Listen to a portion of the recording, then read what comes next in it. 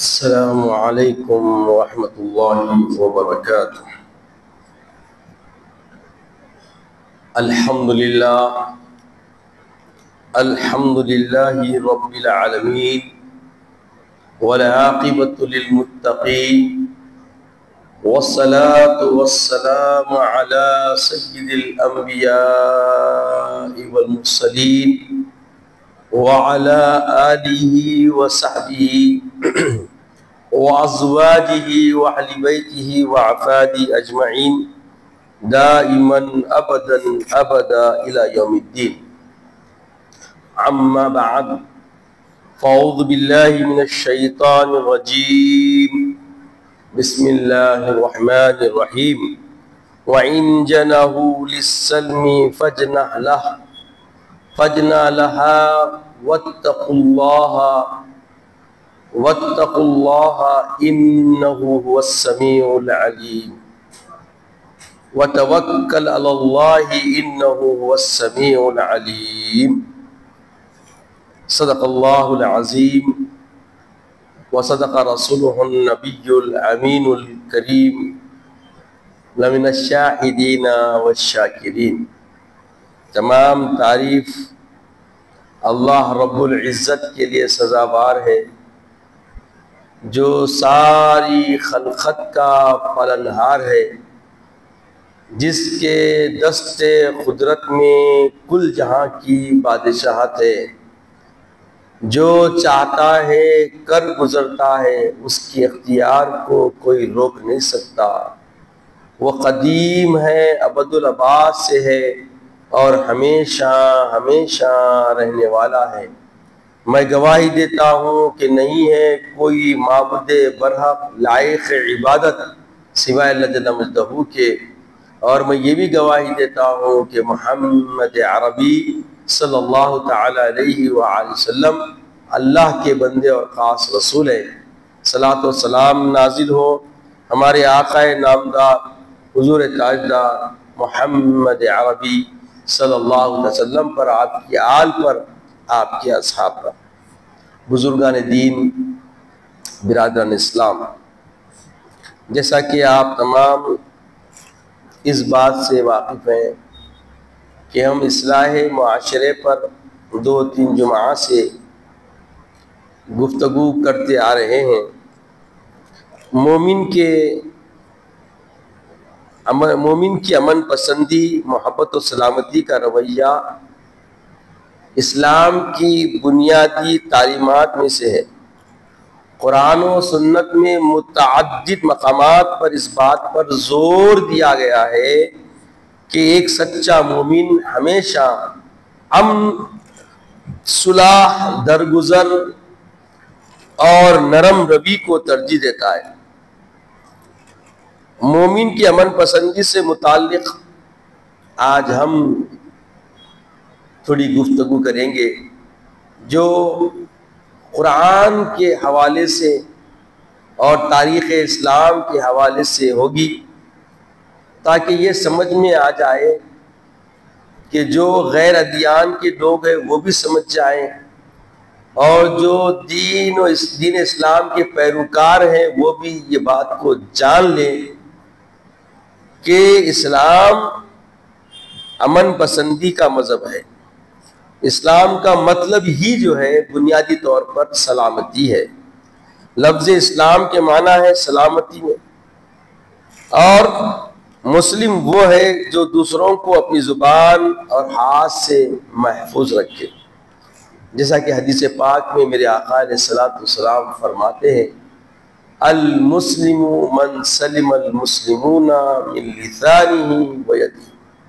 مسلمان کی تعریف پوچھے کہ مسلمان کسے کہتے ہیں، تو میرے آقا نے فرمایا کہ مسلمان وہ ہے جس کے ہاتھ اور زبان سے دوسرا مسلمان محفوظ ہے۔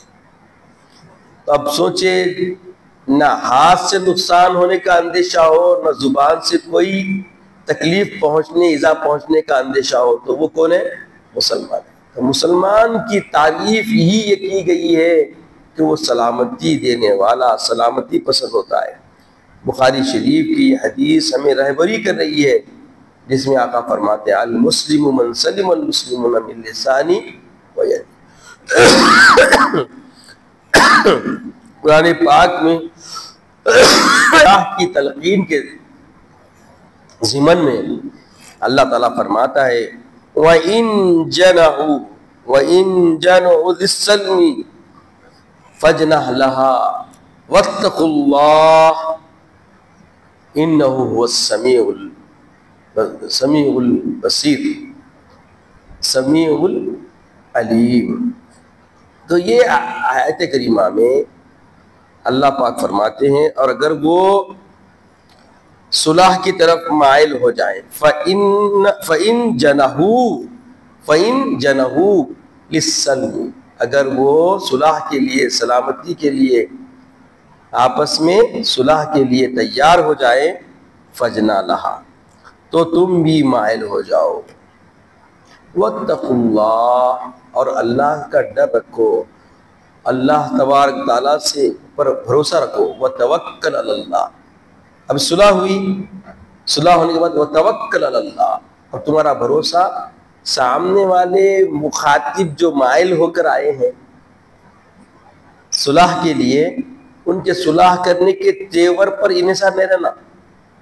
وہ مائل ہو گئے، کئی خطائیں کہے، کئی ظلم کیے، ظلم کے بعد انہوں کیا کرے وَإِن جَنَحُوا السَّلْمِ، صلح کا معاہدہ پیش کر دیے، تو بولے فَاجْنَحْ لَهَا، تو تم کیا کرو، صلح کو قبول کرو، اور وَتَوَكَّلْ عَلَى اللَّهِ، اور تمہارا انحصار، تمہارا بھروسہ، تمہاری ساتھ کس پہ ہونا، اللہ پر ہونا، اللہ پر ہی بھروسہ کرنا۔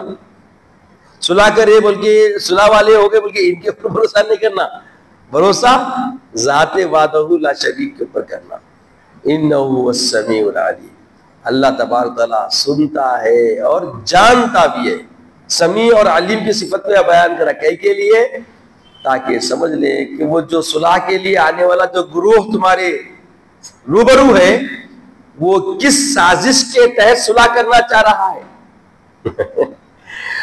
سارے عام معاملات الگ الگ رہے، اب جہاں پہ قانون بنتا ہے وہاں پہ مخالف سمت میں آوازیں آ رہی تھی، اب وہاں پر سلام کی آواز آ رہی ہے۔ چینجز، یہ تبدیلی کس قرائن اور کس اندیشوں کی چال بازی ہے سمجھنا ہے، تو توکل کس پہ رکھنا ہے، اللہ اللہ پہ توکل تمہارا رہا تو پارلیمنٹ پہ جہاں پہ مسلمانوں کے تذکرے بھی شمار نہیں کرنا چاہ رہے تھے، وہاں پہ السلام علیکم کے نام سے معاملہ شروع ہو رہا سیشن۔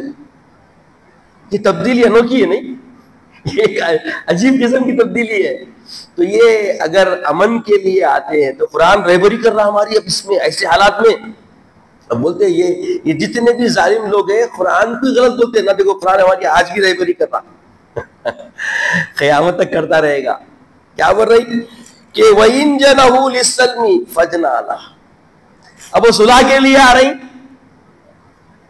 صلح کر لو، صلح سے رکو مت کو، مگر صلح کرنے کے ساتھ تمہارا انحصار ان پہ نہیں ہونا تو صلح کر لیے، وَتَوَكَّلْ عَلَى اللَّهِ، اللہ پہ بھروسہ ہونا۔ اور اللہ تبارک و تعالیٰ کی صفت یہ ہے کہ وہ سمیع العلیم، وہ تمہارے کو بھی جو کر رہے سن رہا، وہ جو بول رہے وہ بھی سن رہا، اور جانتا بھی ہے تمہارے دل میں امن کا کیسا تمہارا مزاج ہے، اور وہ امن کے لیے آ رہی یا شر کے لیے آ رہی جانتا۔ تو اب اللہ کی حمایت ساتھ میں ہوا ہے نا۔ متوکلین کے لیے کیا ہے، اللہ ضمانت دے رہا، ان اللہ مع المتوکلین، دوسرے کا آیا کہ بے شک اللہ توکل کرنے والوں کے ساتھ ہے۔ یہ ہم کو تلقین ہے، جب اللہ کی حمایت ہمارے ساتھ ہے، اللہ کی حمایت ہمارے ساتھ ہے تو ہمارا کیا کہنا چاہیے، فتوکل علی اللہ، ہمارا بھروسہ صرف اللہ پر ہی ہونا۔ تو مومن جو ہوتا ہے اپنے ایمان کی اساسیت میں یہ حرارت رکھتا ہے کہ یہ معاملات تو طے کرتا ہے، مگر اس معاملات کی نتیجہ خیزی کا انتظار اپنے کیے ہوئے اپنے عملی کردار یا عملی نقود یا عملی جو بھی چیزیں استعمال کرتا اس پہ انحصار نہیں ہوتا، مالی کی حقیقت پہ انحصار کرتا۔ بھروسہ کس پہ؟ احکم الحاکمین پہ۔ نظر کس پہ؟ احکم الحاکمین پہ۔ ذرائع تو اپنانا ہے، اسباب تو اپنانا ہے، اسباب اپنانے کے بعد اسباب پر بھروسہ نہ کرنا یہ مومن کی مزاج ہے۔ مسبب پہ بھروسہ کرتا ہوں۔ دنیا کے جو لوگ ہوتے ہیں وہ کیا کرتے ہیں؟ اسباب پر انحصار کرتے ہیں، اسباب ہے تو کامیابی ہے بولتے۔ تبھی تو حضرت سیدنا عثمان ذی النورین جو سیرت ہمارے سامنے آتی، ہمیشہ توکل، اسباب پہ کبھی بھروسہ مسلمان کیا ہے نہ کر سکتا۔ مسلمان اسباب اپناتا ہے مگر بھروسہ مسبب پر ہی رکھتا۔ اسباب اپنانے کا مطلب اسباب چھوڑنا بھی نہیں، کیونکہ اسباب چھوڑنا بھی ایمان کی فطرت کے خلاف ہے۔ رضا ربانی میں اسباب اپنانا ہے۔ اب دیکھیے صلح کے لیے ہے، صلح کر لو، فجنح لها، ہے نا، صلح کر لو، مگر یاد رکھو یہ صلح کرنے کے بعد تمہارا انحصار کیسا ہونا، مزاج کیا ہے تمہارا، تمہاری طبیعت کیا ہے، وتوکل علی اللہ، تم اللہ کے متوکل ہو، اللہ پہ انحصار ہے تمہارا۔ اور تیقن کے لیے، یقین کو پختہ کرنے کے لیے اللہ نے دو صفت استعمال کرا، وَهُوَ السَّمِيعُ الْعَلِيمُ، وہ سنتا بھی ہے اور جانتا بھی ہے۔ تو اب معرفت کیا حاصل ہو گئی کہ جب رب نے سن بھی لیا، رب جانتا بھی ہے ہمارے حالات کو کہ ہم ہندوستان، حیدرآباد، دکن میں کس طریقے سے جی رہے ہیں۔ ایسا نہیں کہ وہ چھوڑ دیا پیدا کر کے، وہ حکم الحاکمین، وہ بہترین فیصلے فرماتا ہے، اس کے فیصلے بہتر ہوتے ہیں، اور اس کے فیصلے کے سامنے انسان کی اپنی سوچ کام نہیں کرتی۔ حالات خود بخود بدل رہے ہیں، دیکھو احوال بدل رہی، ان کی حقیقتیں کھل کے سامنے آ رہی ہے، جو عقلوں پہ پڑتے تھے وہ اٹھ رہے ہیں، انہی کے لوگ جان رہے ہیں کہ بھائی دیکھو یہ امن کا کام نہیں ہے۔ اب پوری دنیا کیا بول رہی تھی کہ بھائی فلسطین ٹیررسٹ سے بول رہی تھی، اب کیا بول رہی دنیا بدل رہی، پوری دنیا کا نظام بدل رہا۔ دیکھیے آپ کیا بول رہے، نہیں بھائی فلسطین ملک ظلم بہت ہو گیا، ظلم اب سمجھ میں آ رہا، ظلم بہت ہو گیا، جبکہ فلسطین کی عوام مٹنے کے در پہ آ گئی، دہانے پہ آ گئی، ہر دن ہزاروں لاکھوں لوگ موت کا نوالا چوک رہے ہیں۔ اب بول رہے ہیں کہ نہیں فلسطین پہ ظلم ہو رہا، اتنے برسوں سے کیا ہو رہا تھا؟ پوری دنیا بات کرے مسلمان ٹیررسٹ کا ہے، بتاؤ ثابت ہی نہیں کر سکتے۔ اب ظلم صرف مسلمان پہ ہو رہا ہے، سارے ظالمین ایک ایسی شودہ بازی کے ذریعے ایسا پروپیگنڈا چلا رہے ہیں کہ ارے اسلام کی فطرت دیکھو، اسلام کا دستور دیکھو، اسلام کا مزاج دیکھو۔ ہاں تم جو باتیں پیش کر کے مسلمان کو نقصان پہنچانا چاہتے ہیں وہ کہاں کے لیے، کب کے لیے؟ قیود مکان کے ساتھ، قیود وقت کے ساتھ امر ہے، یہ تو فطرت ہے انسان کی۔ اگر کوئی یہاں پہ کوئی ہم پہ حملہ ور ہو جائے تو ان کی مدافعت کرنے کا حق نہیں ہے۔ جس خطے میں، جس مکان میں، جس وقت پر جو لوگ حملہ کریں گے ان کی دفاع کرنا ہے۔ اتنا پیسفل طریقے سے امن کی فکر دینا اور امن کو قائم رکھنے کا مزاج بتانا کون سے لا میں ہے بتائیے؟ اس سے بہتر دنیا میں کوئی لا نہیں دکھ سکتا۔ تعین وقت کے ساتھ، تعین خطے کے ساتھ مدافعت کرنا ہے۔ اگر ظلم آ جائے، اگر کوئی ظالم بن کے ظلم کرنے آ جائے، مدافعت کرنا ہے۔ اچھا مدافعت کرنے کے لیے دیکھیے مسلمان کے پاس کیا رہتا؟ کچھ نہیں رہتا۔ آپ پوری دنیا میں دیکھیے مسلمان صرف کردار سے پہچانے آتے ہیں، اس کے ماں سوا ہمارا کوئی ورثہ نہیں ہے، کوئی طاقت و قوت بھی نہیں ہے۔ پوری دنیا جانتی ہے ایسے ایسے چیزیں جو استعمال کرتے جو نقصان پہنچتا ہے انسانوں کو، وہ کس کے پاس ہے؟ چاہے وہ شہری لیول پہ ہو، چاہے وہ گاؤں کے لیول پہ ہو، چاہے وہ اسٹیٹ کے لیول پہ ہو، چاہے مملکتوں کے لیول پہ ہو، چاہے وہ پورے ورلڈ کے لیول پہ ہو. دیکھ لو مسلمان موجد کن چیزوں کا ہے. جب لا کا جو معاملہ ہوتا ہے، لائن آرڈر کا جو معاملہ ہوتا ہے، اس کے موجد کون ہے؟ حضرت عمر فاروق رضی اللہ تعالیٰ. یہ لائن آرڈر جو سنتے آپ، مطلب شہروں میں امن و امان رہنا، بربریت پیدا نہیں ہونا، انسان کی روش میں رہنا، غضبیت کا معاملہ آیا تو ایک دوسرے کو کاٹ نہیں کھانا. اس برقراری کا نام کیا ہے؟ Line order. اس کو لاگو کرنے والے کون؟ حضرت سیدنا عمر فاروق رضی اللہ تعالیٰ. اب جنگی محاذ ہوتے ہیں، جنگی محاذ میں جو رسدیں چھوڑنا رہتا، کھانے کی رسدیں چھوڑنا، تحفظات دینا، جو علیل ہو گیا اس کو تیمارداری کا معاملہ کرنا، یہ سب یہ رول اگر ملتے کس کے ملتے؟ آپ حضرت سیدنا عمر فاروق کے لاگو کیے ہوئے. اس سے پیشتر کسی دنیا میں کسی کے پاس نہیں رہا. اور اس کے بعد اس میں ترقی ہوئی، بتدریج اس میں جو ہے نا تطہیر ہوئی، اس کو آرگنائز کرنے لگے اور بڑھاوا دیے، یہاں تک کہ آج کے حالات جو تمہارے سامنے مل رہے ہیں یہ سب اس کے موجد اساسیت رکھنے والے کون؟ حضرت سیدنا عمر فاروق رضی اللہ. اسلام کا دیا ہوا ہے یہ. جو حد بندیوں کا معاملہ آیا یہ بھی اسلام کا دیا ہوا ہے.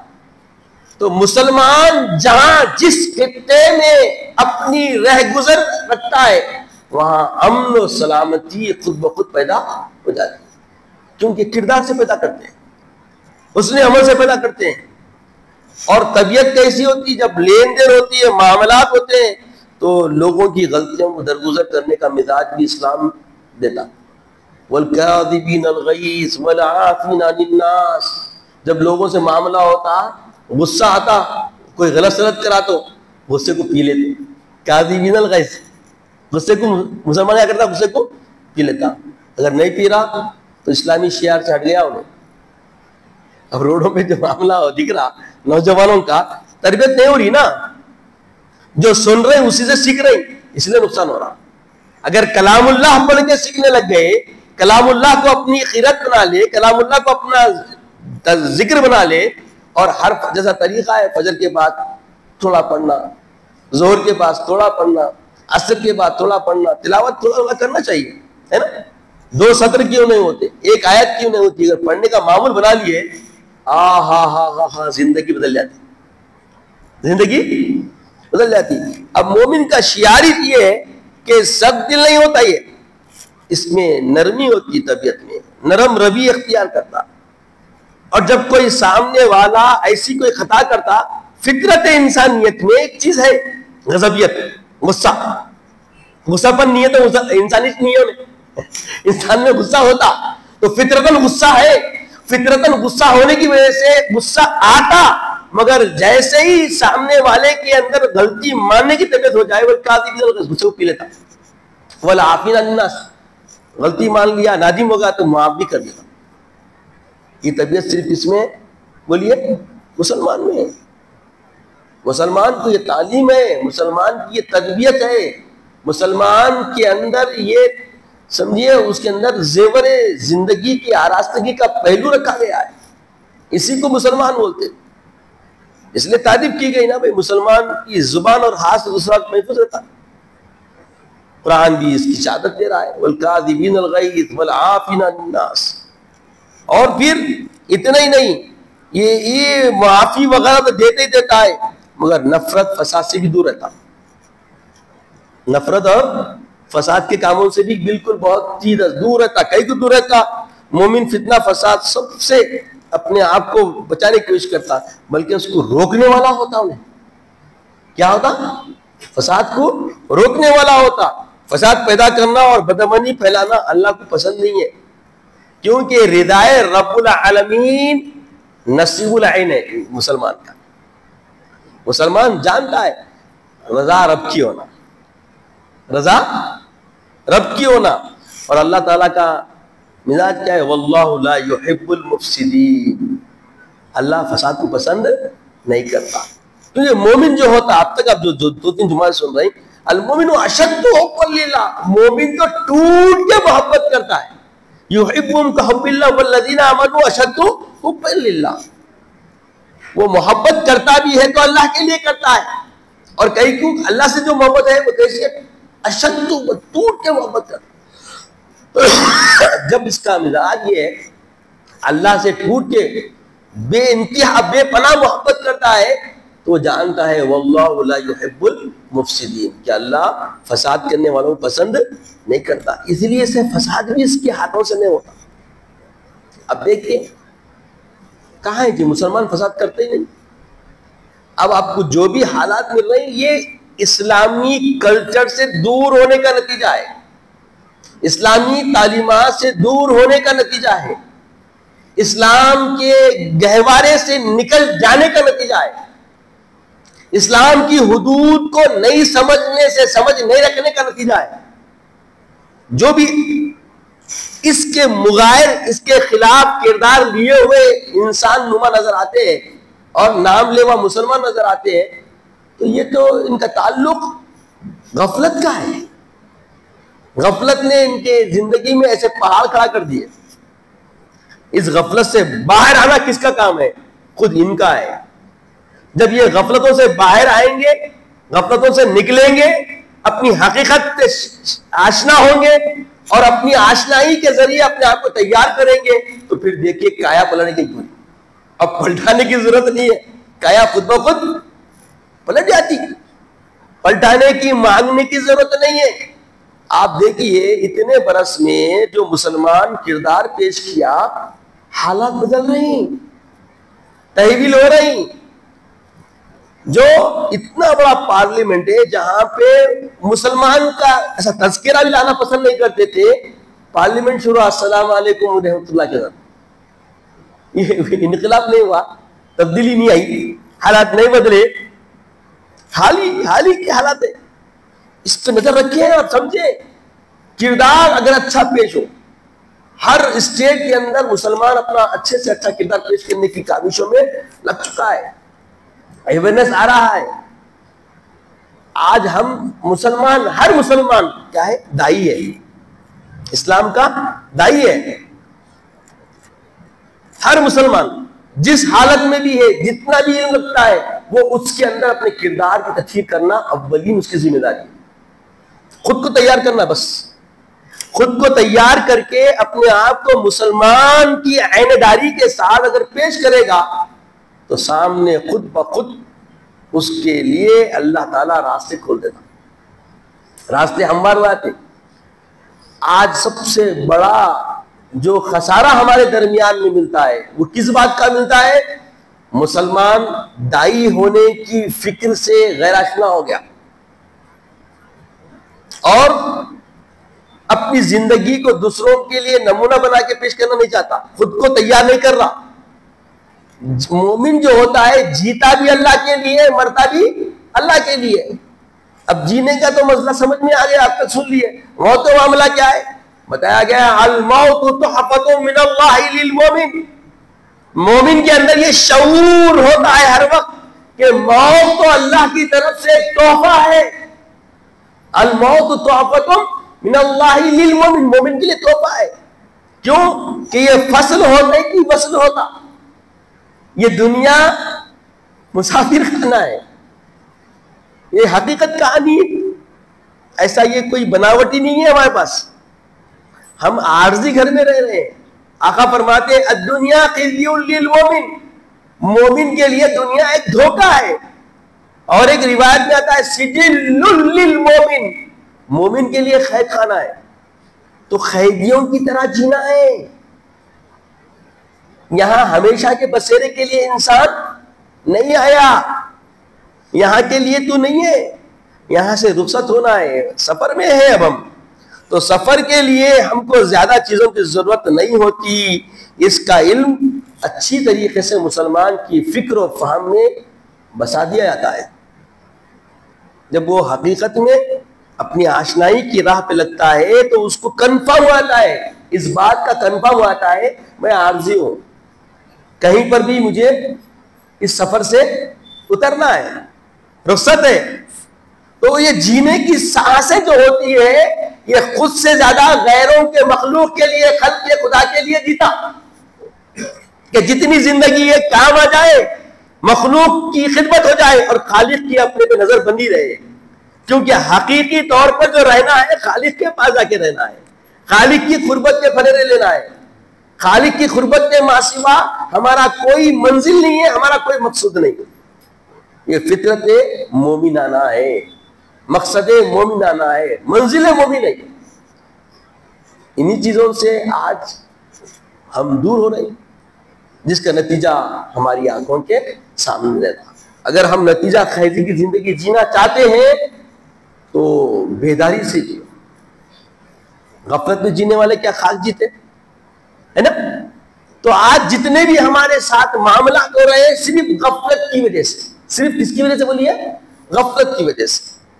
اس غفلت سے بیداری کا نام ہی زندگی ہے،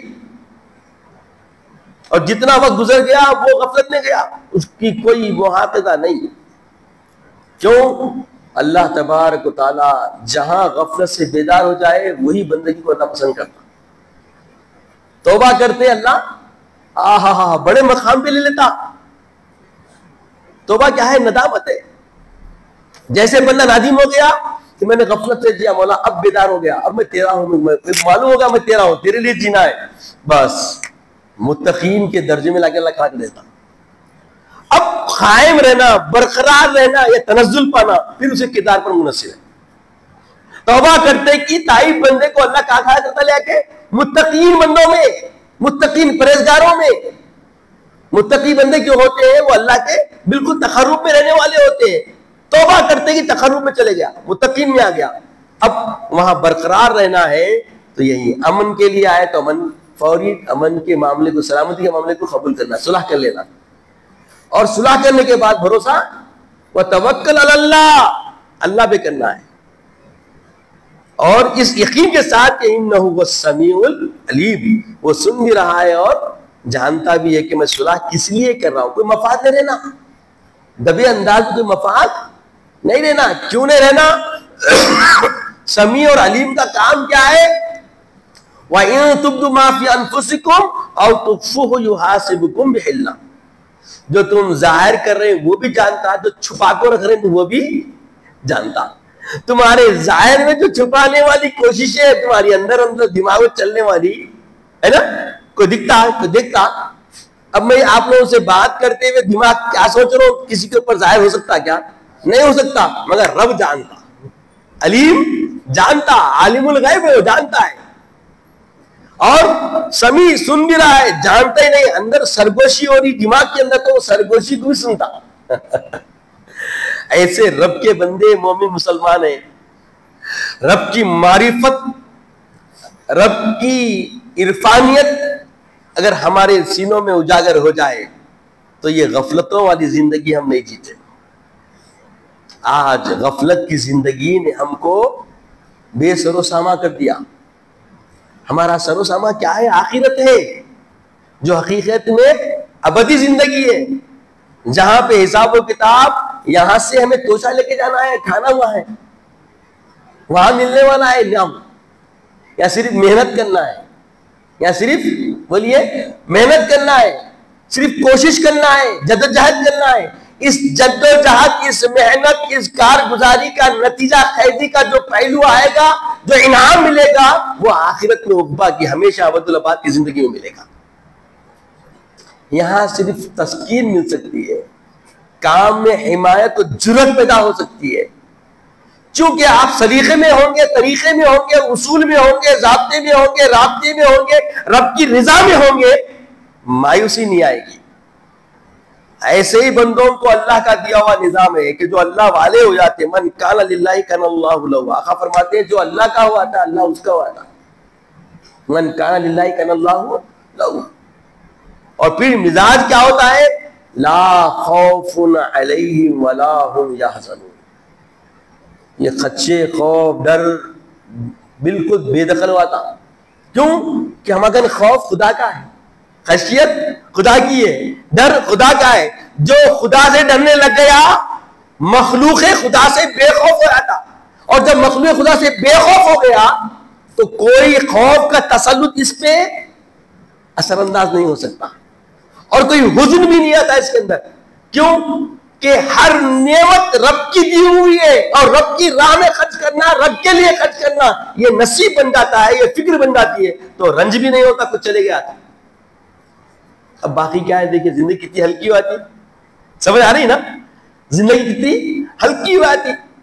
آج وزن جو زندگی دکھ رہی ہے، اس کی علت، اس کی بنیاد، اس کی اساسیت یہ ہے کہ ہم نے اس کو دل سے لگا لیا، یہی سب کچھ ہے سمجھ رہے ہیں. اسی لیے ہمارے لیے قدم وزن بن گئے، قدم ہمارے کیا ہو گئے، وزن ہو گئے، نہیں ہو گئے. ارے یہ کرے تو کیا ہوتا کہ وہ کرے تو کیا ہوتا کہ. اب اس میں حکمت کے نام سے ادنا تو ادنا، عوام تو عوام، خواص الخواص بھی پریشان نظر آ رہے ہیں. مبالغہ نہیں کر رہا ہوں یہ، آپ دیکھیں حکمت کے نام سے کیسے کیسے حالات بن رہے ہیں. نہیں، ایسی حکمت اس کو نہیں بولتے. حکمت تدبر تو یہ ایسا ہوتا ہے آپ کو عقبہ سے جا کے ملنے کی راہیں آسان کر دیتا، مصیبتیں نہیں آتی. آج مصیبتیں آ رہی ہے تو حکمت کے نام سے آپ جھوٹ کا پروپیگنڈا کر رہے ہیں. کیا وہ تو یوں منطق فلسفہ استعمال کر لے کے نکل جاؤ، آپ کا فلسفہ ہستی سے مٹا دے رہا، نہیں معلوم. آج ہو رہا نا، آج کل جھوٹ نہیں بولنا ہے کاروبار میں، گناہ ہے، خیر و برکت چلی آتی. آج دیکھیے بازار میں کئی ہزاروں دکانیں مسلمانوں کی ہیں، خیر و برکت نہیں ہے. کئی کو ایک صاحب کو بولا جی بھائی کاروبار میں جھوٹ نہیں بولنا، بولے جھوٹ کے بعد کاروبار نہیں ہوتا. وہ استغفر اللہ. دیکھیے یہ عقیدہ ظاہر کرے نا، کیا بولے نا، جھوٹ کے بعد کاروبار نہیں ہوتا، بولا نہ بول رہے. بولا استغفر اللہ، کیا ہو گیا تمہارے کو، جبکہ ضمانت ہے تمہارا سچ بولنے سے تمہارا نفع کوئی چھین نہیں سکتا. بولے نہیں بھائی جھوٹ پہ لوگ یقین کرتے ہیں. استغفر اللہ. تو گویا کمزوری کہاں ہے، یقین میں کمزوری آ گئی نا، ہے نا. عقیدہ باطل اختیار کر لیے. عقیدہ صحیح ہونا، عقیدہ صحیح ہونا، یقین اللہ پہ ہونا. حضرت علی کرم اللہ وجہ الکریم سچ بولنے کی حکمت سکھائے. دیکھو ایک مرتبہ حضرت علی کرم اللہ وجہ الکریم ٹھہرے ہوئے ہیں، ایک شخص دوڑتا ہوا آیا جس پہ ظلم ہو رہا تھا. انہیں بولا علی آپ کسی کو مت بتائیے، میں جا رہا ہوں. وہ بھاگ گیا. وہ جو تعاقب کرنے والا ظالم تھا پیچھے آیا، آ کے پوچھا علی تم جب سے ٹھہرے ہوئے ہیں کوئی گزرا کیا؟ تو آپ فوری 2 قدم ہٹ گئے، ہٹ کے بولے جب سے میں یہاں ٹھہرا ہوں کوئی نہیں گزرا. دیکھیے سچ بولنے کا مزاج ہم کو اسلاف سکھا رہے ہیں، جھوٹ نہیں بولنا ہے. 2 قدم آپ ہٹ گئے، ہٹ کے بولے جب سے میں یہاں ٹھہرا ہوں یہاں ادھر کوئی گزرا نہیں. تو گزرنے والے کا تذکرہ آپ، اس کی باز بھی رہ گئی، اس کا جواب بھی کامل دیا، ہے نا. دھوکہ دیے، جھوٹ بولے، صحیح بولے نہیں بولے. تو صحیح کس طریقے سے بولنا اب کاروبار میں بھی ہے. اب دیکھیے آپ، میں اس سے پہلے بھی مثال دیا، آج کل پیاز لینے جا رہے ہیں، اچھی بڑی بڑی پیاز سجا کے رکھ رہے ہیں اوپر، اور ریٹ بھی رکھ رہے ہیں 100 کو 3 کلو، 100 کو 5 کلو 6 کلو بھی بتا رہے ہیں. تو 5 کلو 6 کلو بھی جو پیاز دکھا رہے ہیں وہ بڑی عمدہ 3 کلو وہ تو آپ کوئی بھی دیکھ کے بولتا بھائی پیاز قیمت بھی اچھی لے رہا، پیاز بھی اچھی دکھ رہی، لینے گئے تو وہاں پہ بھی ملی ہوئی ہے. ارے بھائی آپ ریٹ جو بولے وہ نہیں بھائی وہ سب مل کے آتی، سب مل کے آتی. یہ کیا بات ہوئی؟ خرید کے بعد دھوکہ. مسلمان لا غشا، دھوکہ نہیں دیتا، مسلمان دھوکہ نہیں دیتا. تو مسلمان جو دھوکہ دے رہا ہے یہ اسلامی فطرت کے خلاف ہے، اسلامی طبیعت کے خلاف ہے، اسلامی قیمت کے خلاف ہے. تو نتیجہ آج کی اتنی گفتگو کا یہ ہے، اسلام اور ایمان کا حقیقی پیغام امن، محبت، انصاف. ایک مومن کی شخصیت کا سب سے نمایاں یہ پہلو ہے کہ وہ خود بھی پرامن رہتا ہے اور دوسروں کے لیے بھی امن و سکون کا ذریعہ بنتا ہے. آج ہم اپنے پاس سے امن نکالنے سے آج نقصان ہمارے اوپر تسلط اختیار کر لیا. اللہ تعالیٰ سے دعا ہے کہ یا الہ العالمین ہمیں فطرت ایمانی سے معمور فرما، مولا ہمیں اسلام پر گامزن رہنے کا سلیقہ و نہج عطا فرما، اے باری اللہ اپنی رضا کی راہ ہمارے لیے آسان فرما، جو منہج تو نے صحابہ کی طبیعتوں میں عطا فرمایا تھا وہ ہماری زندگیوں میں عطا فرما دے، ہماری آل اولاد کی حفاظت فرما، کردار سے ہم تیرے شیدائی نظر آئے، تیرے محبوب کے وفادار نظر آئے، وہ خرین حیات عطا فرما، عزت کی اسلام کی زندگی عطا فرما، خاتمہ بالخیر فرما، شہادت کی موت عطا فرما، غازی کی زندگی عطا فرما، وقت نزا کلمہ طیبہ عطا فرما، اپنے حبیب پاک صلی اللہ علیہ وسلم کا دیدار عطا فرما، سبحان اللہ و بحمدہ سبحان اللہ العظیم والحمد للہ۔